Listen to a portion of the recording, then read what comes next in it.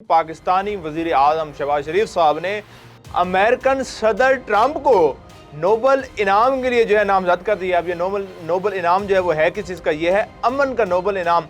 और इसको नामजद करने के बाद जो है ट्विटर एक्स पर जो है हमारे वज़ीर आज़म के ख़िलाफ़ जो है काफ़ी चीज़ें जो है वो कही जा रही हैं। और उसके अलावा ट्रंप के हवाले से भी काफ़ी चीज़ें कही जा रही हैं कि ट्रंप को कैसे पाकिस्तान जो है वो नामजद कर सकता है अमन के लिए। अस्सलाम वालेकुम नाज़रीन, यू डिजिटल में खुश आमदीद नाज़रीन के अगर हम मिडल ईस्ट की इस वक्त की सिचुएशन देखें और इसराइल और ईरान के दरमियान बढ़ती हुई कशीदगी का सिलसिला देखें, अगर हम देखें जो गज़ा के अंदर फ़लस्तीन के अंदर जो हुआ है, उसके बाद पाकिस्तानियों का जो ट्विटर के ऊपर जो है एक तूफ़ान उन्हें बर्पा कर दिया कि कैसे जो है हमारे वज़ीर आज़म साहब इस तरह की कोई बात कह सकते हैं। अच्छा, अब सवाल पहले तो ये उठता है कि क्या ये पहली दफ़ा हुआ है कि ट्रंप को नामजद किसी मुल्क ने कहा है? नहीं, इससे पहले भी 2018 के अंदर, अगर 2000 बात की जाए 20 के अंदर, 2021 के अंदर, 2024 के अंदर, इन तमाम सालों के अंदर जो है डोनाल्ड ट्रंप को जो है वो नामजद किया गया था मुख्तलिफ ममालिक की जानिब से कि सदर ट्रंप को जो है ये अमन का नोबल इनाम मिलना चाहिए। लेकिन हर बार जो है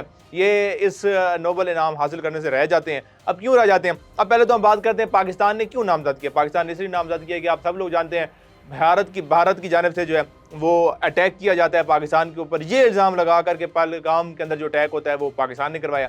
उसका बदला लेने के लिए एक साजिश की जाती है पाकिस्तान के खिलाफ। फिर पाकिस्तान उसका मुंह तोड़ जवाब देता है। ऐसा जवाब देता है पूरी दुनिया ने देखा। उसके बाद ट्रंप ज़ाहिर अमेरिका इस बीच में आता है और सुलह सफाई करवाता है। मतलब कि जो जंग जो है वो एटम की तरफ जा रही थी, उस जंग को ख़त्म करवाता है, अमन की तरफ लेके जाता है। उसको मद्देनज़र रखते हुए पाकिस्तान की ये ख्वाहिश थी कि इसको जो है नोबल इनाम मिले। लेकिन फिल वक्त जो है ज़ाहिर है ट्विटर एक्स पर जो है वो पाकिस्तानियों ने जो है वो अपनी तनकीद का निशाना बनाया इस तमाम तर सिचुएशन को। अब बात करते हैं, जब पहले इतनी बार नाम आया है ट्रंप का, तो फिर क्यों नहीं ट्रंप अब तक जो है वो नोबल इनाम हासिल कर सके अमन का की कैटेगरी का जो नाम होता है। अच्छा जी, अब बात करते हैं, क्योंकि ज़ाहिर है जहाँ कहीं भी कोई ना कोई ऐसा मसला होता है तो अमेरिकन इन्वॉल्व होता है और फिर उसको हल करता है। लेकिन जो इसराइल और गज़ा यानी कि इसराइल और फ़लस्तीन का इशू था, तो उसके ऊपर जो बयानिया बनाया है शुरू से ही ट्रंप ने यही बयानिया बनाया है कि अगर इन दोनों की कशीदगी ख़त्म ना भी की जाए, फिर भी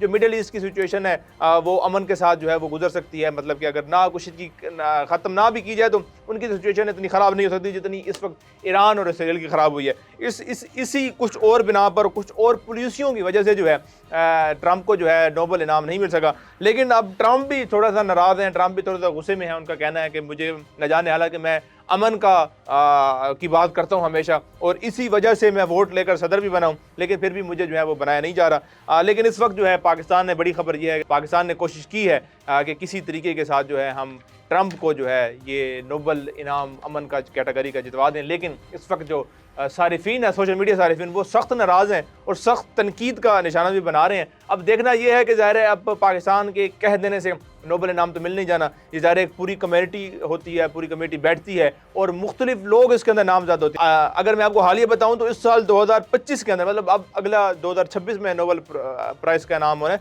अगर 2025 की बात करूं तो 338 नामजद हुए थे, लेकिन फिर उनमें से ज़ाहिर है वो लोग सेलेक्ट किए जाते हैं। उसके बाद जाकर जिसको भी इनाम मिलना होता है वो मिलता है। बाकी देखते हैं कि ज़रा कौन सेलेक्ट होता है और किसको नाम मिलता है।